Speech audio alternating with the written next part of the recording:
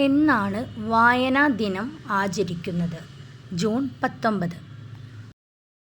ഏത് വർഷം മുതലാണ് ജൂൺ 19 വായനാ ദിനമായി ആചരിക്കാൻ തുടങ്ങിയത്? 1996 ജൂൺ 19 മുതൽ. പി.എൻ. പണിക്കരുടെ മുഴുവൻ പേര് എന്താണ്? പുതുവായിൽ നാരായണ പണിക്കർ. കേരള ഗ്രന്ഥശാലാ സംഘത്തിൻ്റെ സ്ഥാപകൻ ആര്? പി.എൻ. പണിക്കർ. പി.എൻ. പണിക്കർ ജനിച്ചത് എവിടെയാണ്? നീലംപേരൂർ. പി.എൻ. പണിക്കർ വായിച്ചു വളരൂ, ചിന്തിച്ച് വിവേകം നേടൂ എന്ന സന്ദേശം നൽകിയ വർഷം? 1970.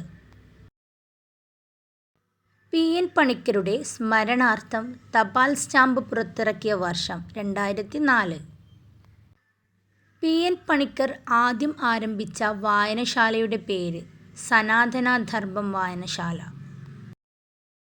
ജൂൺ 19 മുതൽ ജൂലൈ 7 വരെയാണ് വായനാ പക്ഷാചരണം. ജൂലൈ 7-ന്റെ പ്രാധാന്യമെന്ത്? ഐ.വി. ദാസിൻ്റെ ജന്മദിനം. ഇന്ത്യയിലെ ഗ്രന്ഥാലയ ശാസ്ത്രത്തിൻ്റെ പിതാവ് എന്നറിയപ്പെടുന്നത് ആര്? എസ്.ആർ. രംഗനാഥൻ. ദേശീയ ലൈബ്രറിയൻ ദിനമായി ആഘോഷിക്കുന്നത് എന്നാണ്? ഓഗസ്റ്റ് 12. ദേശീയ ലൈബ്രറിയൻ ദിനമായി ഓഗസ്റ്റ് 12 ആരുടെ ജന്മദിനമാണ്? എസ്.ആർ. രംഗനാഥൻ്റെ ജന്മദിനം. 1965 ആദ്യത്തെ ജ്ഞാനപീഠ പുരസ്കാരം ലഭിച്ചതാർക്ക്? ജി. ശങ്കരക്കുറുപ്പ്. ജി. ശങ്കരക്കുറുപ്പിൻ്റെ ഏത് കൃതിക്കാണ് ജ്ഞാനപീഠ പുരസ്കാരം ലഭിച്ചത്? ഓടക്കുഴൽ. വയലാർ എന്ന പേരിൽ അറിയപ്പെടുന്ന മലയാള കവി? വയലാർ രാമവർമ്മ. ഖസാക്കിൻ്റെ ഇതിഹാസം ആരുടെ രചനയാണ്? ഒ.വി. വിജയൻ. ഭഗവദ്ഗീത ഏത് കൃതിയുടെ ഭാഗമാണ്? മഹാഭാരതം. വാൽമീകി രാമായണം മലയാളത്തിലേക്ക് വിവർത്തനം ചെയ്തത് ആര്? വള്ളത്തോൾ നാരായണ മേനോൻ. ഇന്ത്യയിലെ ഏറ്റവും വലിയ ലൈബ്രറി ഏതാണ്? National library of India. കഥകളിയുടെ ആദ്യ രൂപം? രാമനാട്ടം. ഇടശ്ശേരി രചിച്ച പ്രസിദ്ധമായ നാടകം? കൂട്ടുകൃഷി. കേരള ഗ്രന്ഥശാലാ ദിനം എന്നാണ്? സെപ്റ്റംബർ 14. ഏഷ്യയിലെ ഏറ്റവും വലിയ ലൈബ്രറി ഏതാണ്? മൗലാന ആസാദ് ലൈബ്രറി. കുഞ്ചൻ നമ്പ്യാരുടെ ആദ്യത്തെ തുള്ളൽ കൃതി ഏത്? കല്യാണ സൗഗന്ധികം. അധ്യാപക കഥകൾ എഴുതി പ്രശസ്തനായ സാഹിത്യകാരൻ ആര്? കാരൂർ നീലകണ്ഠപിള്ള.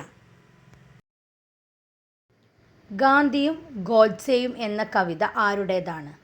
എൻ.വി. കൃഷ്ണവാര്യർ. കുഴിവെട്ടി മൂടുക വേദനകൾ, കുതികൊള്ളുക ശക്തിയിലേക്കു നമ്മൾ. ഇടശ്ശേരിയുടെ ഏത് കവിതയിലെ വരികളാണ് ഇത്? പണിമുടക്ക്.